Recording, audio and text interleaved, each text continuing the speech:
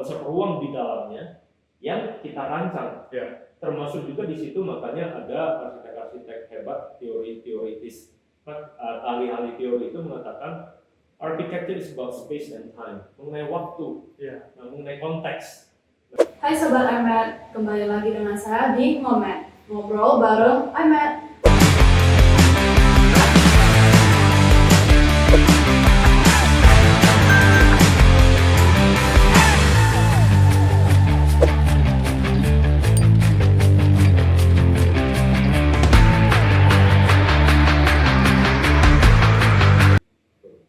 Nah itu juga Pak, masalah tadi insentif bagi pemilik ya Pak, pemilik bangunan cagar budaya. Jadi ada salah satu pemilik itu dia komplain karena kenapa peraturan ini setiap masalah insentif ini saya harus ngajukan tiap tahun. Kenapa nggak seterusnya aja? Nah itu juga kekurangan kita. Nah tapi setidaknya sudah memulai. Memang bisa saja itu cara untuk memastikan dia itu melakukan perawatan. Jadi sebenarnya kalau bisa dibuat gampang, kenapa harus dibuat susah? Ya kan? Jadi sebenarnya mungkin lebih kepada kalau seperti itu memang kita berharap berlaku selama-lamanya. Tetapi mungkin yang perlu adalah verifikasi. Jadi karena itu hanya diberikan, insentif hanya patut diterima oleh pemilik atau pengelola yang benar-benar melakukan pelestarian. Jadi kalau tidak ada satu mekanisme untuk mengontrol, misalnya dia bisa dapat selama-lamanya bebas PBB misalnya. Ini tahun-tahunnya tahun depan dia sudah robohin atau dia sudah ganti sampai rusak nilai-nilai sejarahnya. Ya, kan itu nggak benar. Tapi kalau dia mengajukan setiap tahun atau setiap 2 tahun, ya itu mungkin kan ada tim yang memverifikasi. Oh ya Ibu betul sudah. Karena di luar negeri juga begitu. Perlu proses verifikasi. Benar nggak Anda melakukan? Contohnya di Belanda itu kalau Anda melakukan pemugaran, misalnya Anda memperbaiki atap yang sudah bocor. Anda mempunyai rumah yang sudah 300 tahun dari abad 18 misalnya atau dari abad 16. Ya, Anda mengatakan, Anda mengklaim Anda sudah melakukan perawatan, dindingnya diperbaiki, atap yang bocor sudah diperbaiki, mana dokumentasinya? Betul-betulnya. Oke, kita lihat, oh ya betul. Berapa Anda keluarkan? Oh, saya sudah keluarkan 2 miliar. Oke, kalau gitu ini akan dijadikan pemotongan pajak. Atau dari sekian persen itu disubsidi oleh pemerintahnya. Ya. Nah, jadi mekanisme itu jadi mereka verifikasi. Tahun depan lagi Anda ngajukan lagi oke, Anda lakukan pemeliharaan nggak? Oh ya bagus, nggak bocor lagi, nggak rusak lagi. Oke, Anda layak dapat pengurangan lagi. Nah itu mungkin itu kenapa dipersepsikan jadi repot ya, kok tiap tahun harus mohon lagi. Tapi sebenarnya nggak begitu. Dan juga itu Pak, mereka juga komplain masalah ini terus nanti saya mau perbaiki, misalnya ini bocor lagi. Apakah saya harus melewati proses yang lama? Yang sama, ada kajian, lihat kondisi existing, kemudian nanti keluarlah pembiayaannya, tapi nggak tahu kapan, atau itu seperti Bapak sampaikan, ya kita rawat sendiri. Tapi apa perlu tetap melalui minta tolong ke TACB? Pak tolong bantu saya mau perbaiki, daripada saya pakai barang-barang ataupun hal-hal yang umum gitu yang tidak sesuai spek, harus gimana itu gimana? Ya sebenarnya mekanismenya itu idealnya itu ada badan seperti TACB tempat berkonsultasi. Jadi warga itu dibimbing. Jadi misalnya untuk beberapa tempat kota-kota tua di Cina, di Eropa atau terutama yang sudah terdaftar sebagai situs warisan dunia, itu ada semacam badan pengelolanya dan ada bagian yang tempat istilahnya tempat bertanya. Ya, ada satu komite yang mengawal, yang membantu, pendamping.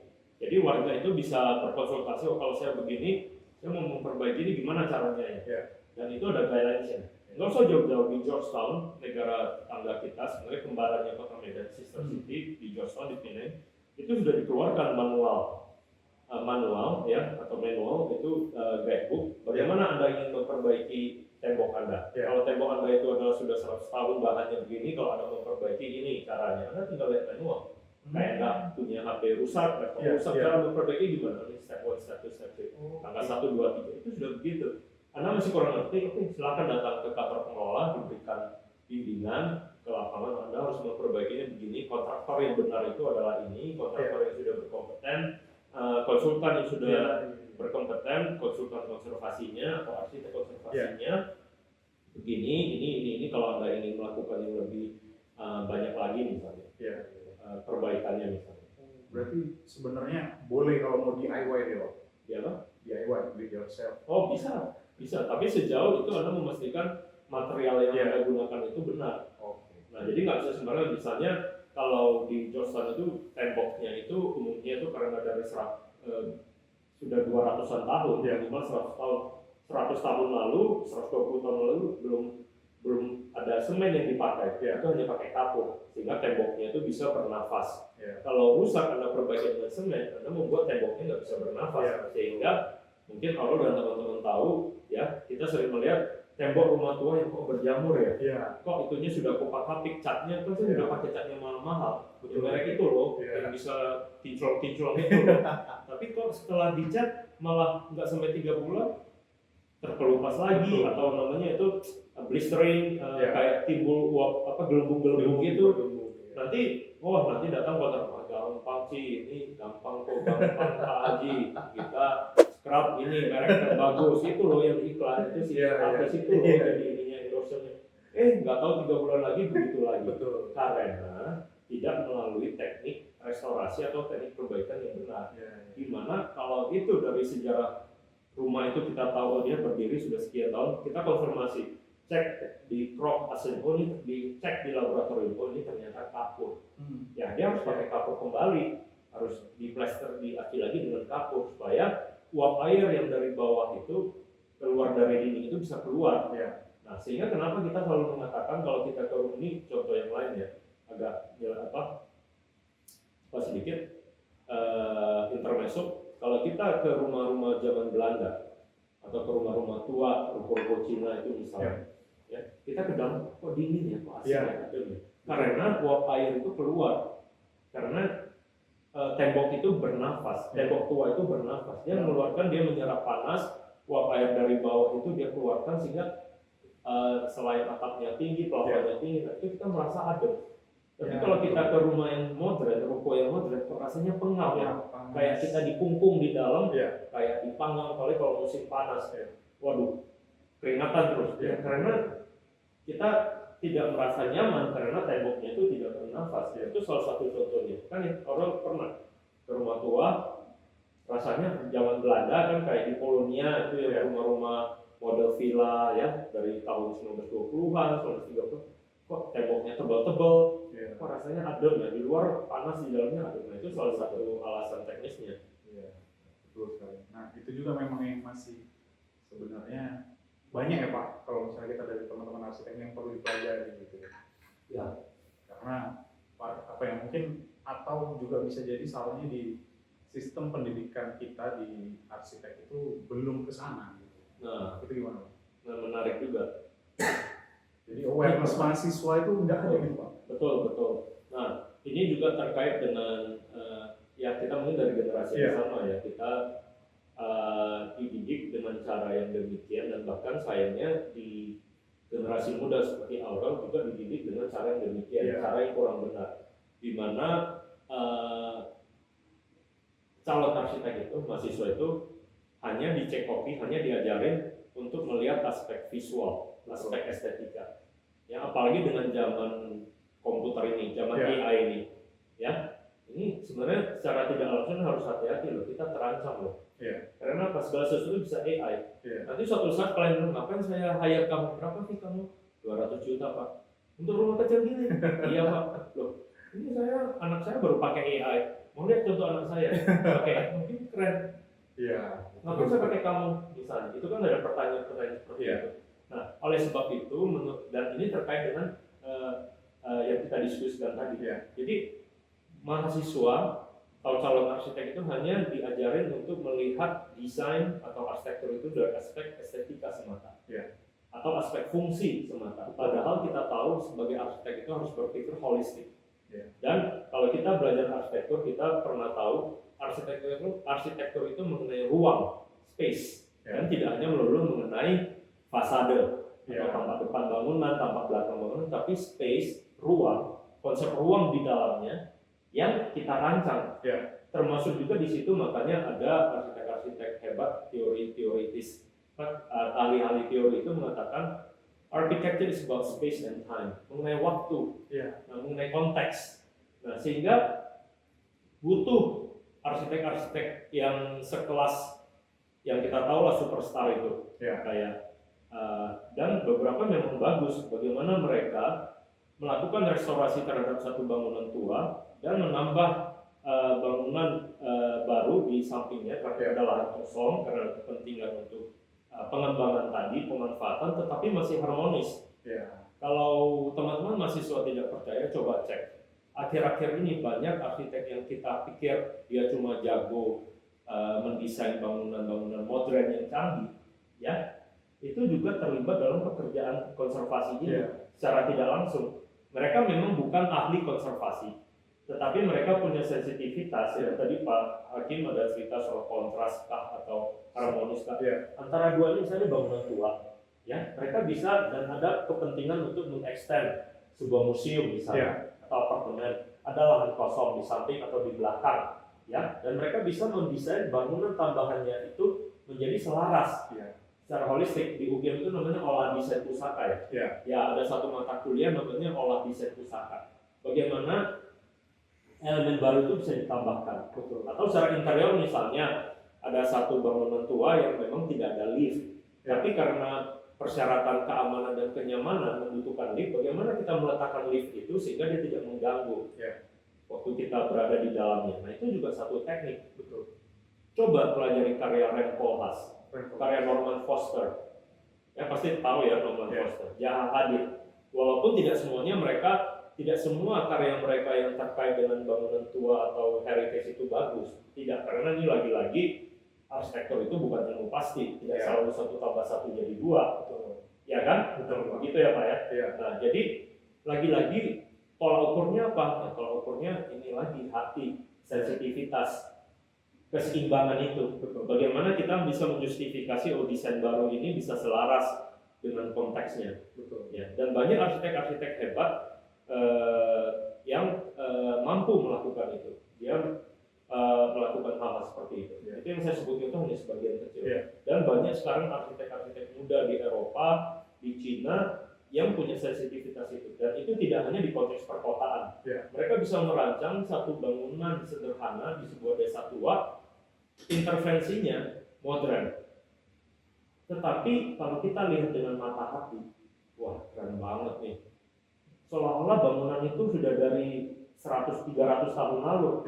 Tetapi kalau kita masuk ke dalam ruangnya, materialnya, kok modern tapi sekaligus sensitif.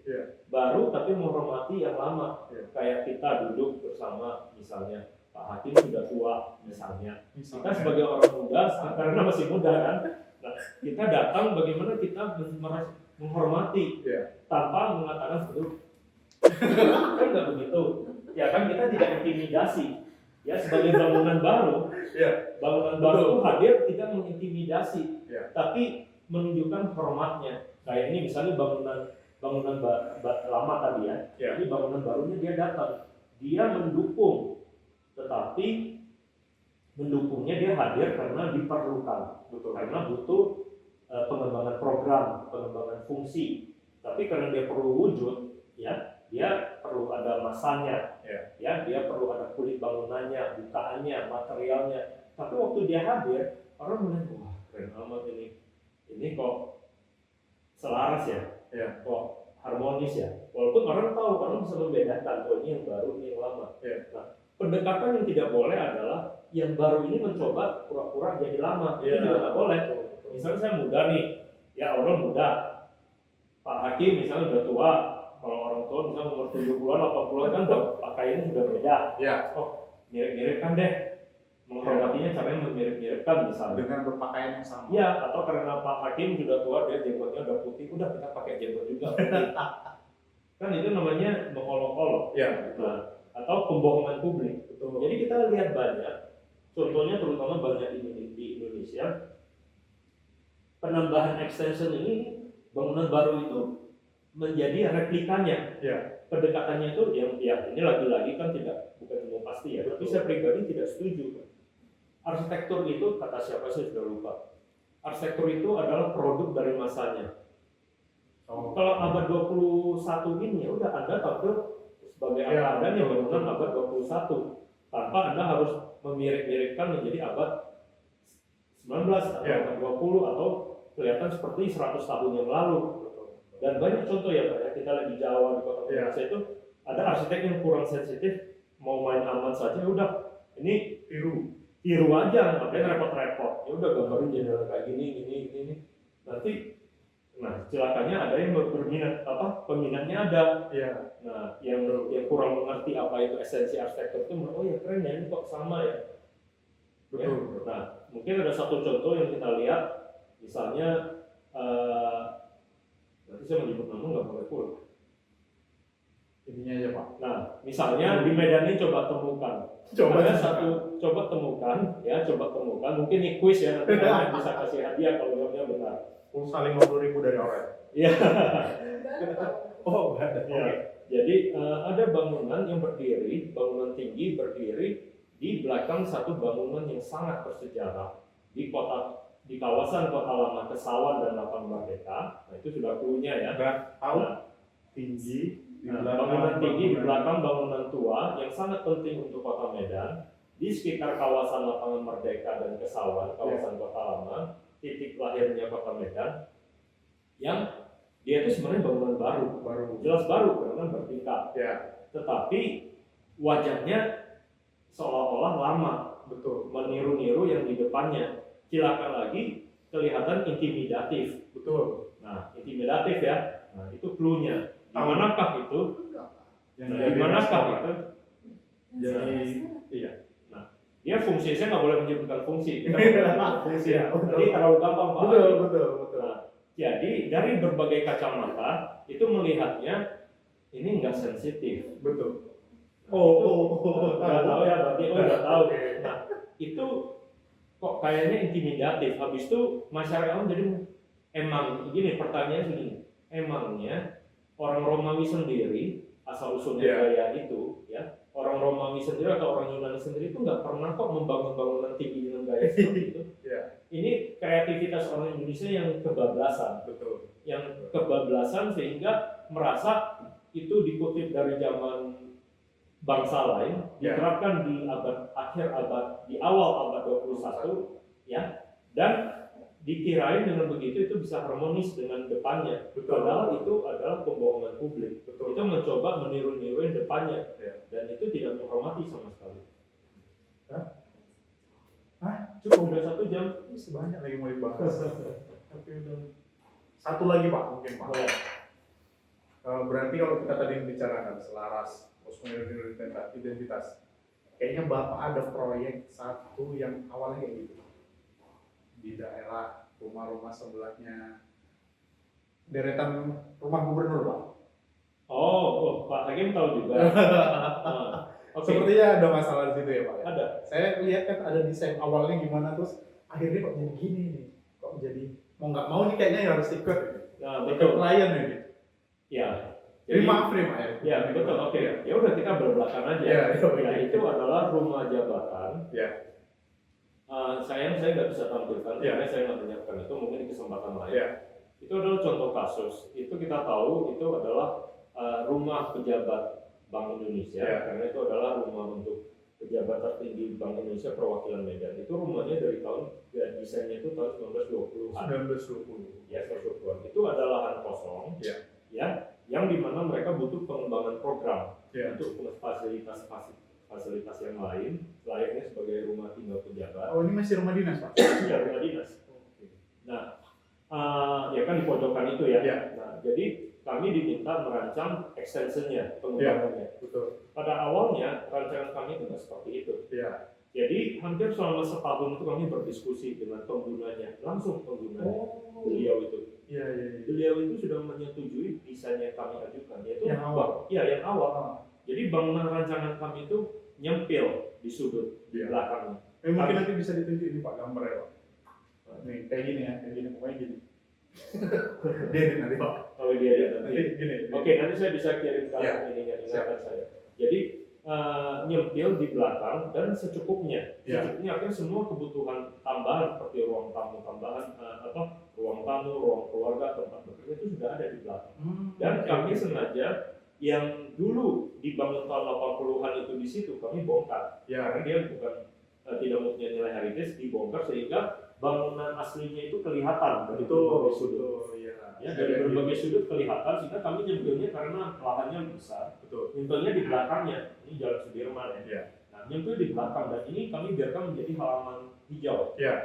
Nah, sayangnya ada pihak dari Jakarta yang mengatakan nggak usah seperti itu. Padahal kami melakukan itu dengan konsep ini juga seperti rock art. Rock art di landscape. Jadi bangunan kami itu sebaiknya nggak dilihat, nggak apa-apa. Makanya konsep saya itu ada tapi tiada. Ada di situ tapi sebenarnya udah nggak apa-apa deh, yang paling dilihat itu yang ini aja, ini yang paling hebat. Kami perlu hanya karena kebutuhan, dan kami tidak perlu menonjolkan diri bangunan ini. Ya kan ingin menonjolkan diri, tapi secara fungsi bisa mendukung kebutuhan si pengguna. Sama pihak tertentu itu dari pusat yang mengevaluasi rancangan kami pada tahap akhir, pada tahap akhir ini udah nggak usah seperti itu, ini ada buat aja di sini, lalu bikin aja replikanya ini modelnya seperti ini, seperti ini. Saya bilang lah, Pak, kalau seperti itu Bapak nggak usah bayar saya, kan Bapak bayar mahal-mahal. Ya kan, kalau hanya seperti itu, asisten saya saja bisa. Tutup mata kami kerjain dalam 1 bulan. Nggak usah 1 bulan, namanya hanya menjiplak. Tapi saya bilang, Pak, ini bermasalah loh. Ini berarti pembohongan publik. Ini yang dulunya bangunan ini nggak seperti itu. Bangunan dibangun awal abad 21, tetapi kelihatan seperti bangunan 1900 awal atau 100 tahun lalu. Padahal dibangunnya modern. Pak. Ya kan? Jadi ini pembohongan publik. Lalu Anda kerjakan atau kami masukin ke blacklist. Nah, itu profesi kita ya. Pak. Udah Anda ikuti aja. Kalau enggak, ya berarti Anda one prestasi. Jadi kami harus merancangnya seperti keinginan mereka. Seperti keinginan mereka, ditambah lagi ada satu bangunan pavilion di belakang, seperti keinginan mereka, ya udah, dan itu disetujui. Dan saya bilang, Pak, kenapa Bapak nggak bilang dari awal yang dari pusat itu datang mengevaluasi? Kalau seperti ini, ya mungkin kami juga akan tertarik. Tapi kalau dengan di bawah ancaman Anda tidak melakukan pekerjaan Anda one prestasi ya jadi berat juga. Jadi dilema kan? Pak. Dan itu salah satu proyek yang saya sesali. Gitu. Tapi itu ada tekanan, lagi-lagi kita bicara profesi kita. Betul Pak. Nah, itu adalah salah satu cerita atau klarifikasi ya. Jadi jangan menjadi pertanyaan lagi di mana-mana karena ini jadi gitu Pak. Maksudnya di belakang itu jadi Pak Suhartono kan yang itu. Berarti udah pada tahu. Kenapa bangunannya gini? Gitu. Berarti udah pada tahu. Ada lah visi-visi.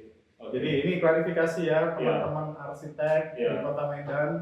Jadi jangan seperti itu mikirnya, nggak boleh kita berpikir negatif. Dan mungkin pesan saya begini, ini terkait bagaimana hubungan kerja kita antara pemberi tugas dengan kita ya. Jadi memang perlu kita cermati. Kadang-kadang kita di posisi yang tidak menguntungkan. Kita tanpa kita sadari kita terseret karena semangat kita untuk berkarya dan kita tidak menyadari ada peraturan tertentu atau ada satu frame tertentu di mana kita jadinya terjebak.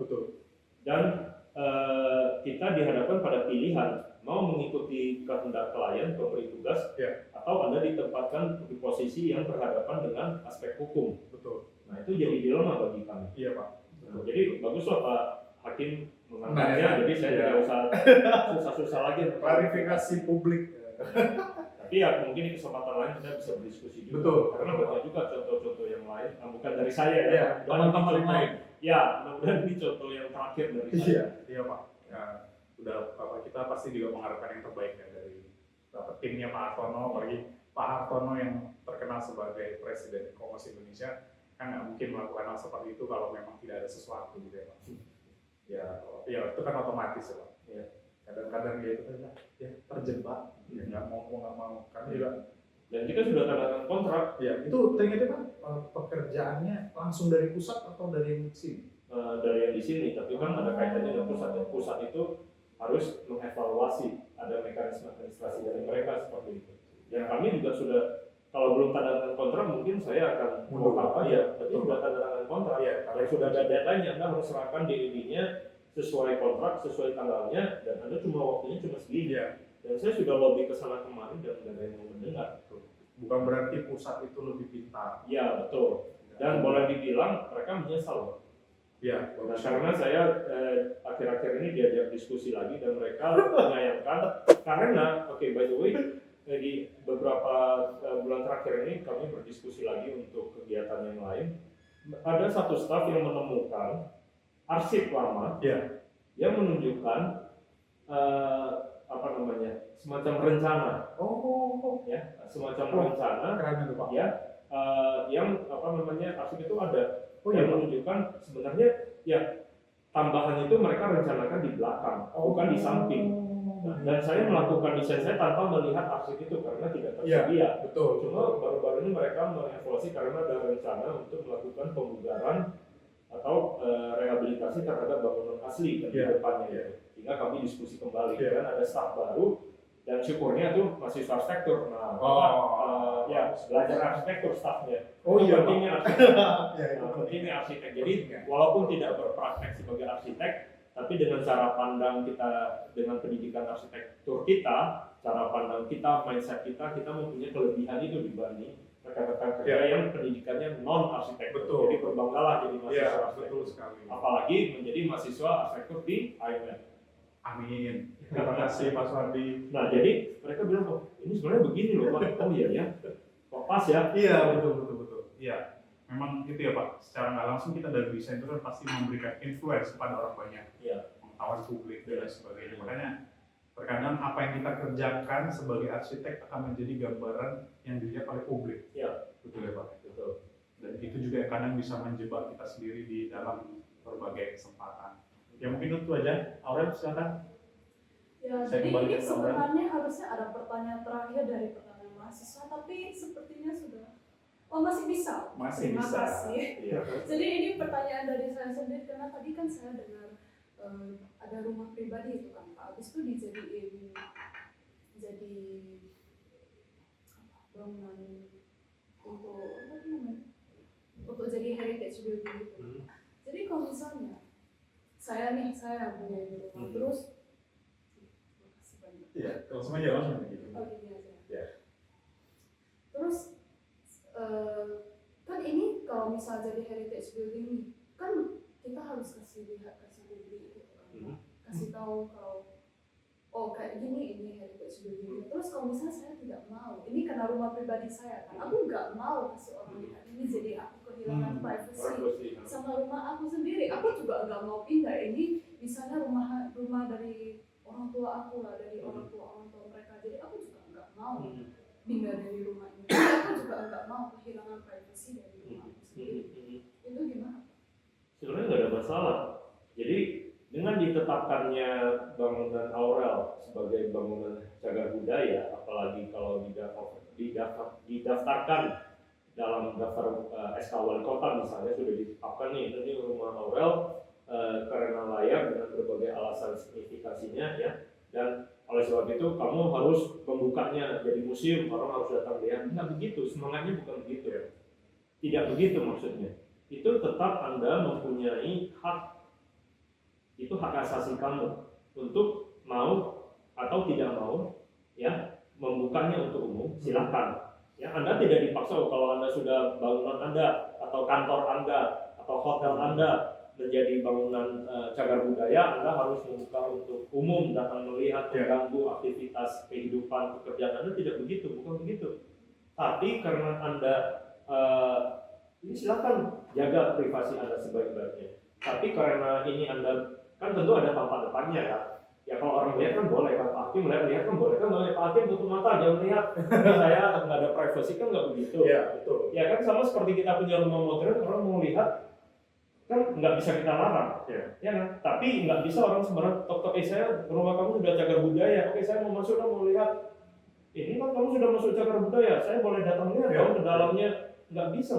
Itu kamu punya hak pribadi, hak properti kamu mau izinkan, tidak izinkan itu hak kamu. Ya, tapi kalau namanya punya tampak depan atau tampak belakang, pas orang ini keren, ini rumah orang ini, oh pantesan ini ada gaya kolonialnya dari 100 tahun lalu, oh ini gayanya campuran dari arsitektur Cina dengan arsitektur Melayu dengan arsitektur Eropa, kelihatannya fasadenya keren tuh, seperti yang di Kesawan itu kan ada beberapa bangunan seperti itu, ya kan, ada ornamennya, wah keren ya, tapi dalamnya kabarnya Aurel pernah tampilin tuh di Instagramnya, keren, oh dalamnya tuh modern, tapi ada yang lama juga, itu ubinya masih lama, tapi dia punya sofa yang bagus, itu kan sejauh bisa dikombinasikan dengan selaras itu boleh saja.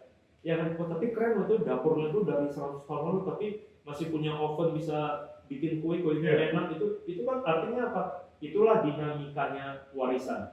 Itu silakan kita mengkombinasikan dengan kebutuhan kita saat ini. Nggak mengatakan, oh ini dapur saya udah 100 tahun lalu kan tidak ada oven, nggak ada kulkas yang canggih. Saya nggak boleh ya taruh yang kulkas yang tidak canggih, jangan. Bukan seperti itu, bukan membekukan, memaksa kamu, atau misalnya dulu 100 tahun lalu itu kan belum ada ini shower. Oh saya dilarang pakai shower nih kalau saya tinggal di rumah yang 100 tahun. Nggak begitu juga, itu salah total. Silakan Anda nikmati ininya. Tapi misalnya kalau Anda punya bangunan 100 tahun, AC-nya tempatkannya di mana? Nah, sebagai arsitek kan bisa tahu. Jangan dong di tampak depan yang cantik-cantik itu tiba-tiba muncul kompresor AC di depan. Nah itu taruhlah di belakang atau di gangnya di belakang atau di atapnya yang tidak kelihatan dari luar untuk menjaga estetikanya.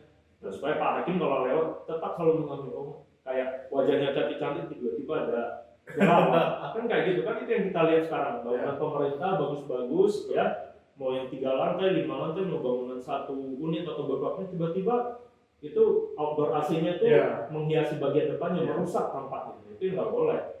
Oke? Udah itu pertanyaan titipannya? Iya. Oh Itu saja. Jadi Karena kalau sudah pertanyaan kedua saya tas. Mungkin bisa lanjut lagi nih, kita buat acara seminar mungkin Pak ya. Boleh? Untuk lebih lanjut membahas ini dan mungkin mengajak juga dari teman-teman BWS. Boleh. Untuk Jadi ya sangat bagus. Kita mungkin bisa lebih interaktif, offline, duduk-duduk, santai, ya. Diskusi. Saya juga ingin belajar dengan teman-teman mahasiswa. Iya, betul ya. Oke Pak. Ya, Aurel. baik, terima kasih Pak Hakim. Terima kasih Aurel. Suhadi. Jadi sampai di sini dulu podcast kita. Kita akan berjumpa kembali di episode selanjutnya dari Ngobrol Bareng.